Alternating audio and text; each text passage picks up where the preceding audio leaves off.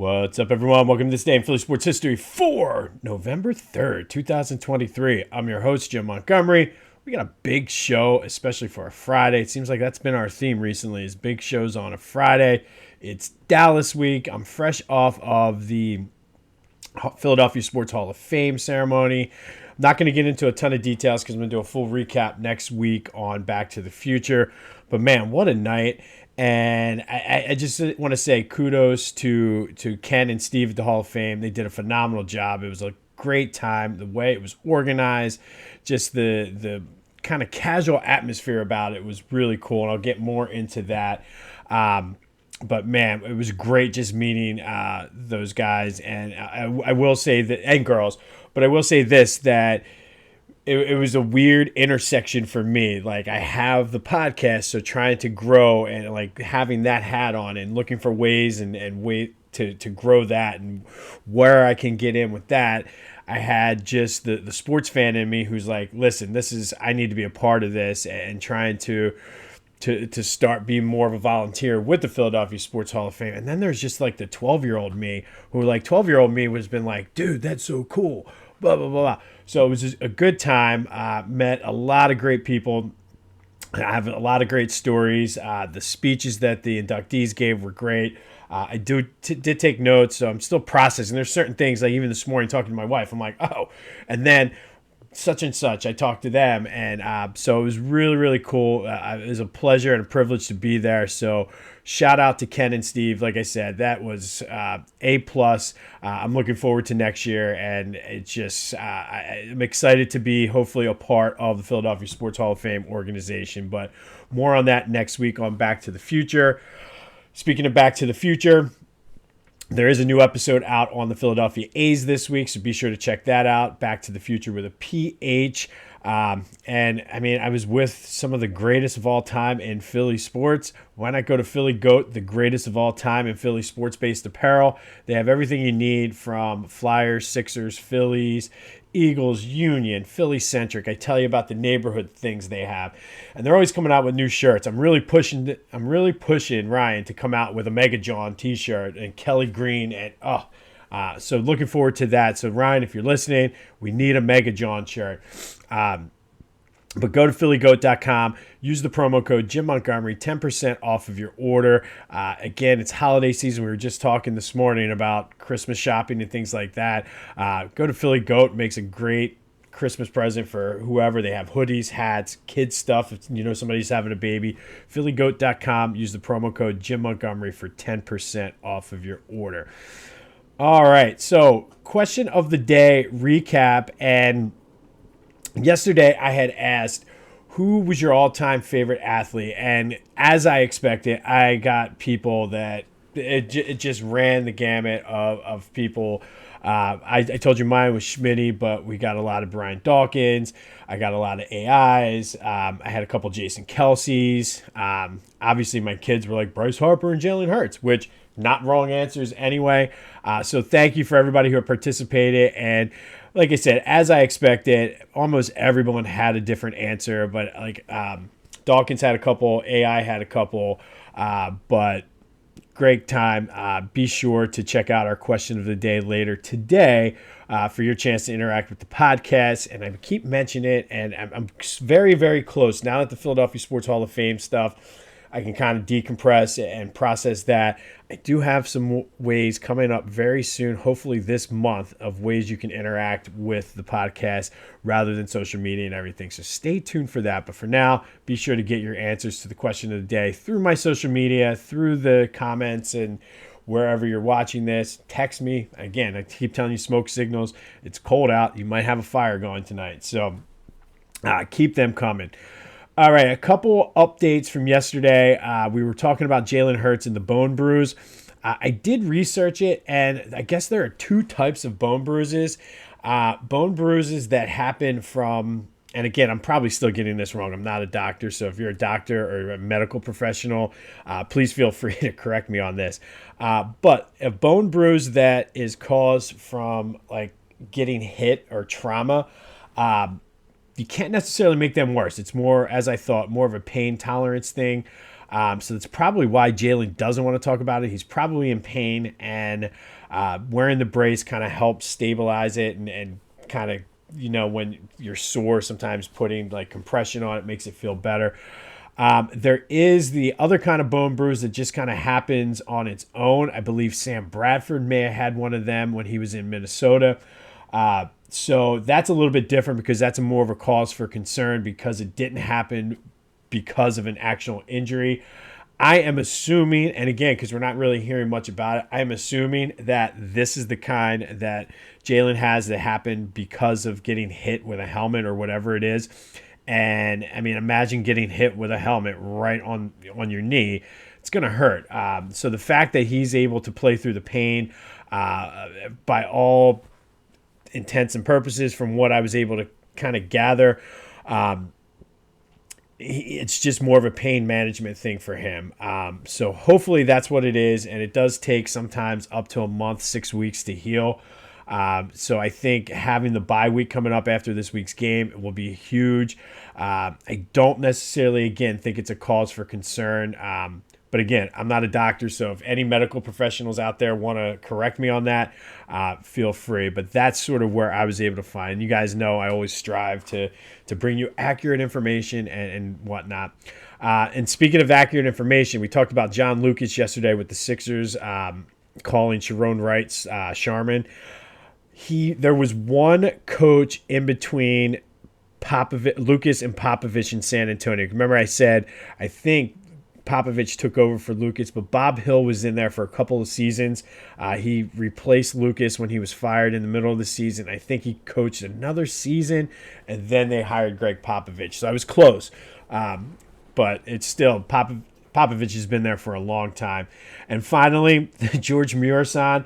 I did look them up, and if you can, look them up. They were Snickers commercials. He had the Murison cologne, and there was one where he was trying to make the over-the-head shot with the kids. Hilarious.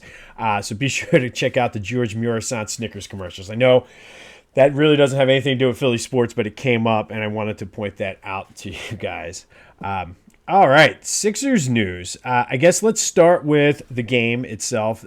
They beat Toronto for the second time in, I believe it was 3 nights, 114-99. Joe, 28 points, 13 boards. Tobias and Kelly Oubre both had 23, and I really like this offense so far with Nick Nurse. And again, I know it's a small sample size, but they're really moving the ball around. And as much as we kind of laughed when Tobias's dad came out and was like, hey, he could be one of the best, he's really excelling in Nick Nurse's system because he has more space. And I really, like I said, I think I like the direction that they're heading with him. Now they have some movable assets now at the trade deadline. And all of a sudden they went from not being a championship contender to creeping their way now into that conversation if things kind of go and play out the way they should. Now, speaking of Nick Nurse's system, James Harden was interviewed and basically said that while he was with the Sixers, he was on a leash and wasn't allowed to be him. And I guess that was either a shot at Joe or Doc or both.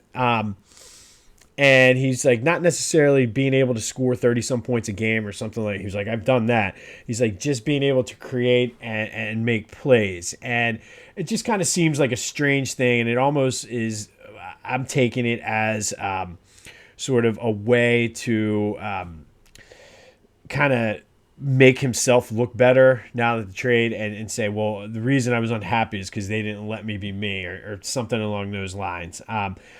I don't buy it, and Joe was asked about it, and he was like, look, I wish him the best, but, I mean, he had the ball in his hands every single play. So how much of a leash was he on? And, again, I think it's kind of like that last little jolt it lover shot at the Sixers. Hopefully now we can turn the page. I think the next time – I guess they play before then, but the Clippers come to Philly in March. But, I mean, I don't know. It just – I'm over it. But I do think it was kind of like his last little parting shot at the Sixers. But there are a lot of rumors floating around, getting back to the comment I made about the trade deadline, that the Sixers are intending to be aggressive at the trade deadline. I really feel they should. I mean, they're in a great position with the expiring contracts and having those assets where they could trade them to bring somebody in who's going to be here maybe a little bit longer for an extension or whatever. So I think finally, and having a day or two now to recap and really process, no pun intended, this trade, I think they've set themselves up now where, again, I don't think they're quite on the level of Milwaukee, although I don't know if Milwaukee's as good as they were last year, and Boston, but I mean, I kind of, especially the way they've been playing and having those assets now, all of a sudden they've played their way into maybe they're the third best team in the East again. And once you get into the playoffs, you never know. But again, good win for them. Harden still doing Harden things. Flyers are in Buffalo tonight. Carter Hart was injured the other night and is expected to miss some time. I was not able to get, because hockey, they don't give specifics on injury. It's just an upper body, mid body, or lower body injury. But it sounds like he might have something wrong, either a muscle strain or even worse, like maybe broken ribs or something. But it seemed like he could miss anywhere from 2 to 6 weeks, which is a blow because they've been playing well as a young team, but it also gives the backup goalies and the younger goalies a chance to kind of shine and show what they have. It gives Danny Barrera to see what he has. Like, now does Carter Hart become expendable? Do you have pieces now to move? So you don't wish an injury on anyone, but it's a good opportunity for the backup goalies to kind of come out and show what they have. And again, not good for the Flyers on the ice, but looking long-term, as this is a rebuilding year, something that they'll be able to see what they have. All right, Eagles news. Jalen Hurts, we talked about his injury. The big story yesterday was the kind of the ending of his press conference the other day where he was kind of getting up and the last question was thrown out there and he's like, I'm not talking about it, and got up and walked away. And I don't know which reporter it was. And he joked about it. He was like, that's what I figured. It was worth a shot or something like that. But I did notice there was a lot of people up in arms about him not addressing the injury and wanting to talk about it. And again, like, I think knowing that it's a bone bruise and knowing it's more of a pain management thing, maybe he's just trying to move past it, fight through it, and be good. But that leads me to today's question of the day. And when it comes to athletes, and obviously a reporter has a job, the athlete has a job, and the teams have a job to kind of make sure they're winning and put themselves in the best position for that. But are they obligated to give us the information? Are they obligated to elaborate? Like, what is the sort of balance? So let me know what you think. I'm going to put that on the social media. But again, is there an obligation for Jalen Hurts to talk about his injury if he doesn't want to? And I mean, there's you start peeling back layers of the onion on this one. I mean, you have the gambling implications, the fantasy football implications, and everything like that.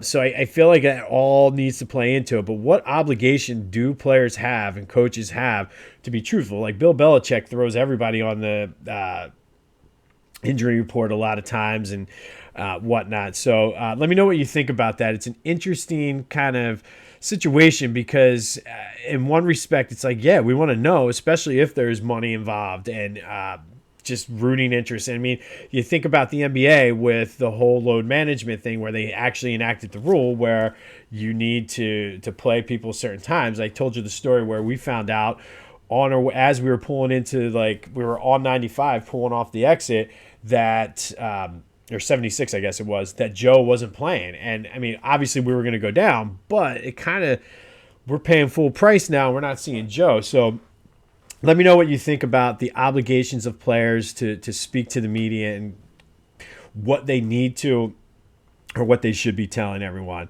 Couple injury updates. It doesn't look like Cam Jurgens is going to play. He is starting to participate in practice. Tyler Steen looks like he's going to get the start, which I like. It's a small sample size, but he looked good last week. He also looked good in the preseason, so I'm excited to see what he has to or what he's able to bring. Jalen Carter was a full participant again. I keep saying I'm kind of tipping my hand a little bit for the preview of the game on Sunday, but I think he's going to play a big role in this game on Sunday, so they need him healthy. Jordan Davis is limited with that hamstring. Would love to see him be able to play, but the fact that he's still practicing leads me to believe he might be able to play some snaps again, which is going to be huge going into this game. But that's really all the Eagles news we have for today. Right now, we'll know a lot more at the end of the day today when those final injury reports come out. But for the question of the day, please let me know what you think about what players need to tell the media and what obligation they have to tell us anything for that matter. New Clashing Conferences podcast dropped last night. It was definitely an interesting one. Randy was his normal self, as you would expect. So go check out my boys over there, the Clashing Conferences podcast, anywhere you get your podcasts, as well as on YouTube.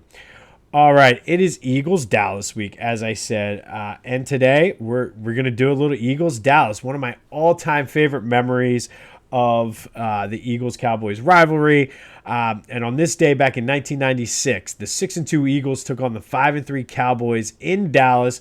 First place was on the line. The Eagles won this one 31-21. Ty Detmer went 19 for 33 for 217 yards, threw a touchdown, also ran in a touchdown. Ricky Watters had 116 yards and a touchdown. But the story was the Eagles' defense. They intercepted Troy Aikman twice. Gave him fits all game, including one within the final minutes when the Cowboys were driving down inside the 10. They had the game-tying field goal lined up, but they got greedy. Aikman threw it. James Willis intercepted it, took it out to the 10, lateralled to Troy Vincent, who weaved his way down to the opposite sideline in one of my all-time, I'm getting chills just thinking about it, my all-time favorite Merrill Reese calls. He's running down the sideline. He's at the 15, the 10, the 5. Touchdown. The Eagles win. The Eagles win. The Eagles win. And yes, that was a horrible Merrill Reese impersonation, but look it up on YouTube. One of my all-time favorite calls. And it was Troy Vincent taking the lateral 90 yards to seal the win, putting the Eagles into first place at that moment. That season, it was Ray Rhodes' second year. He finished the season 10-6. Unfortunately for the Eagles, after this game, they would lose 4 of their next 5. And they ended up tied with the Cowboys at 10-6, but would lose the tiebreaker. I guess it would have been division record. So that meant they went out to San Francisco, lost to the 49ers 14-0 in like a rainy, muddy, sloppy game in the wild card round. Detmer and Watters just couldn't get much going that day. This was also the last season they would make the playoffs until Andy and Donovan came back in 2000.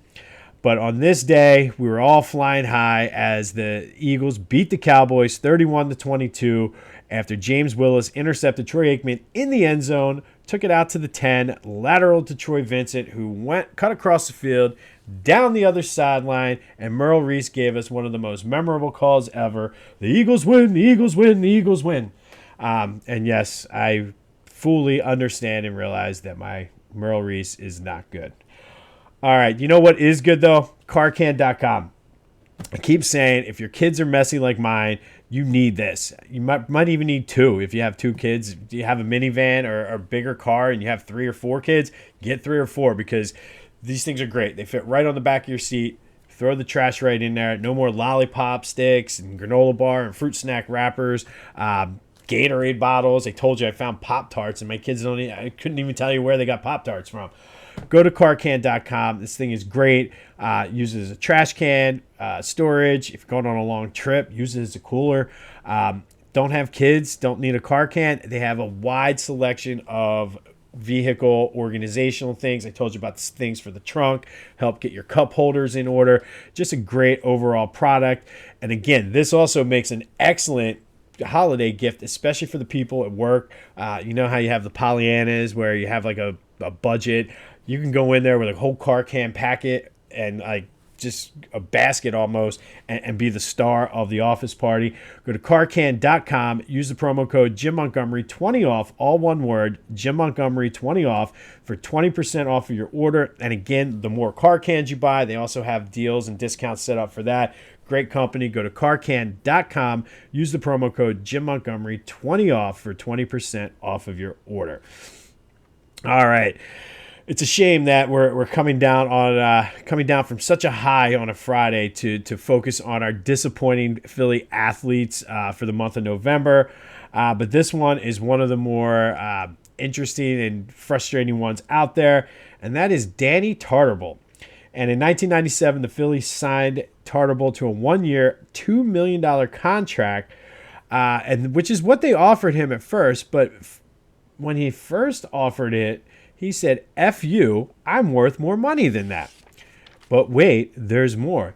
Turns out the only other, and I don't know if anybody knew this but Tartabull, but the only other team that offered him a contract at the time was the Cincinnati Reds, who only were willing to offer him $500,000. And he was getting older then. I think he was in his mid-30s. He was a 13-year vet. And he was coming off injuries in the 94-95 season, bounced back in 1996. He had 27 homers and 101 RBIs, mostly, I think, as a designated hitter, though, with the White Sox. Solid career. And all of a sudden, once he realized he wasn't getting any money, he said, "Oh, Phillies, I was just bullshitting. Here, I'll sign that contract." So they signed him to the 1-year, $2 million contract. Again, I said he was a very solid player. I think he had 1 or 2 all-star appearances and just was a good hitter. That is, of course, until he came to Philadelphia. His final stats in Philadelphia were 3 games, 7 at-bats, 0 hits, $2 million, and then he retired. That typified the Phillies of that era. This was when Terry Francona, who you've heard me say it. I think he was a terrible manager. I think he got lucky that he came into a ready-made situation in Boston. I feel like if they kept Grady Little, they would have won that next year anyway. But now Tito gets all the credit for it. Not a fan. But that 97 Phillies team went 68-94, so I think even a solid or decent or even an all-star level Danny Tartabull wasn't going to make much of a difference. But today's most disappointed Philadelphia sports athlete is Danny Tartabull, who made $2 million for playing 3 games, 7 at-bats, and 0 hits. Speaking of trash. Anyway, on this day, back in 1996, the Eagles beat the Cowboys 31-21 when James Willis intercepted Troy Aikman in the end zone, and Troy Vincent took it to the house.